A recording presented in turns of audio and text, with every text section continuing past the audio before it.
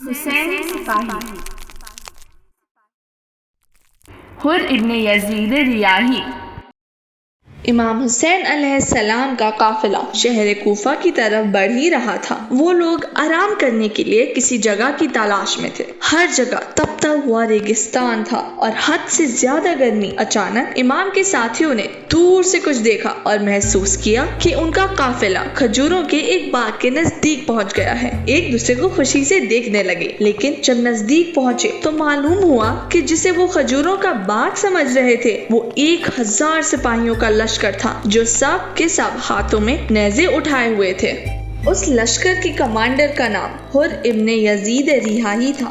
وہ اس لیے آیا تھا کہ امام حسین علیہ السلام اور ان کے ساتھیوں کو ظالم گورنر ابن زیاد کے پاس لے جا سکے۔ جب امام حسین علیہ السلام کی اس لشکر سے ملاقات ہوئی تو لشکر کے سپاہی بہت پیاسے تھے اور امام نے دیکھا کہ ان کے پاس پینے کا پانی نہیں تھا۔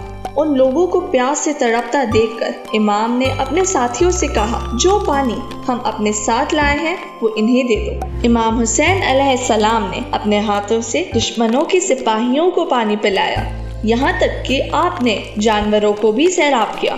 اگلے دن جب اندھیرا ختم ہوا اور سب جگہ روشنی پھیل گئی تو ایک قاصد دور سے آتا ہوا نظر آیا۔ یہ قاصد ایک پتلے دبلے کالے رنگ کے گھوڑے پر سوار تھا۔ اسے حر کے پاس پہنچنے کی جلدی تھی۔ قاصد حر کے لیے ایک خط لایا تھا جس میں کوفے کے ظالم گورنر ابن زیاد نے لکھا تھا، جیسے ہی یہ خط تجھ تک پہنچے حسین پر سختی کر اور انہیں ایک ایسی جگہ لے جا جہاں کھانے پینے کو کچھ نہ ملے۔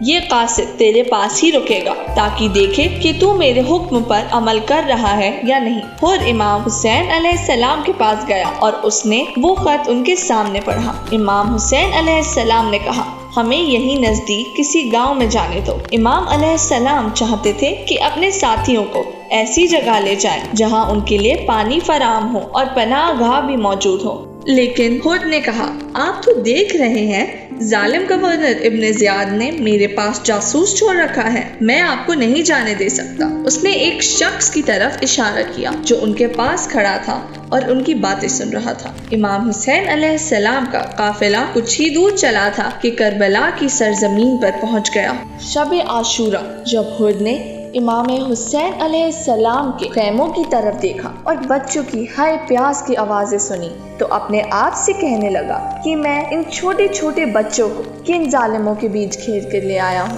حر یہ سوچ رہا تھا اور شرمندہ تھا۔ جب حر نے دیکھا کہ عمر سعد جنگ شروع کرنا چاہتا ہے تو اس نے پوچھا، کیا سچ میں تو حسین سے جنگ کرنا چاہتا ہے؟ عمر سعد ہنس کر جواب دیا، ہاں، ایسی جنگ جس میں ہاتھ اور سر کٹ کٹ کر گریں گے۔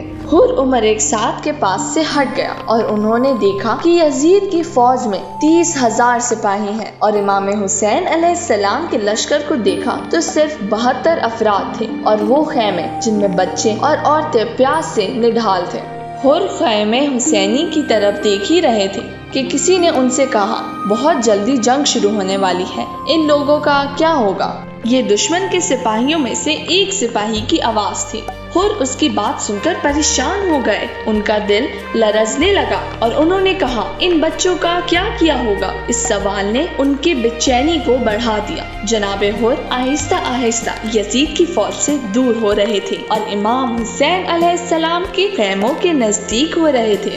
جب جناب حر امام حسین علیہ السلام کے لشکر کے نزدیک پہنچ گئے تو یزیدی فوج کے ایک سپاہی نے ان سے پوچھا، کیا تم حسین پر حملہ کرنے جا رہے ہو؟ یہ سن کر جناب حر لرزنے لگے، بات کرتے ہوئے ان کی زبان لڑکنے لگی۔ اس شخص نے کہا کہ کیا ہوا ہے؟ اگر تو مجھ سے پوچھتا کہ کوفے کا سب سے بہادر شخص کون ہے تو میں تمہارا نام لیتا، تم کیوں لرز رہے ہو؟ جناب حر نے لرزتے ہوئے کہا، میں اپنے آپ کو جہنم اور جنت کے بیچ محسوس کر رہا ہوں، لیکن اگر مجھے جلا بھی دے یا میرے ٹکڑے ٹکڑے بھی کر دے تب بھی میں جنت کا ہی انتخاب کروں گا۔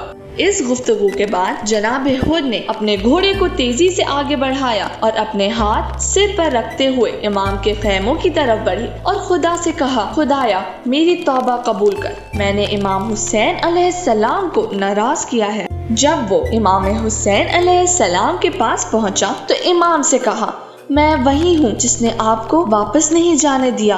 میں نے سوچا ہی نہیں تھا کہ بات اتنی حد تک بڑھ جائے گی۔ میں اپنے کام سے شرمندہ ہوں۔ کیا خدا مجھے معاف کریں گے؟ امام نے کہا، خدا نے تمہاری توبہ کو قبول کر لیا ہے۔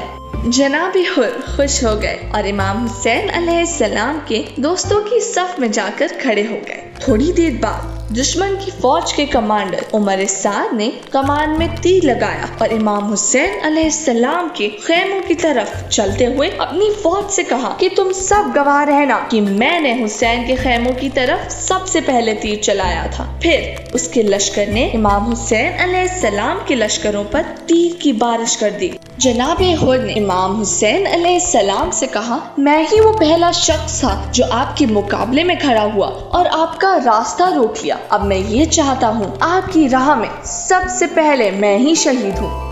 جناب حر امام علیہ السلام سے اجازت لے کر میدان میں پہنچے۔ جو پہلا شخص جناب حر سے جنگ کرنے کے لیے آیا تھا اس کو انہوں نے قتل کر دیا اور بعد میں آنے والے ایک ایک کر جناب حر کے ہاتھوں قتل ہو گئے۔ جب دشمن کی فوج کے کمانڈر عمر سعد نے یہ دیکھا تو اس کے سپاہیوں کا ایک گروہ جناب حر سے جنگ کرنے کے لیے بھیجا۔ امام حسین علیہ السلام کے ساتھیوں میں سے بھی جناب زہیر جناب حر کی مدد کرنے کے لیے آئے۔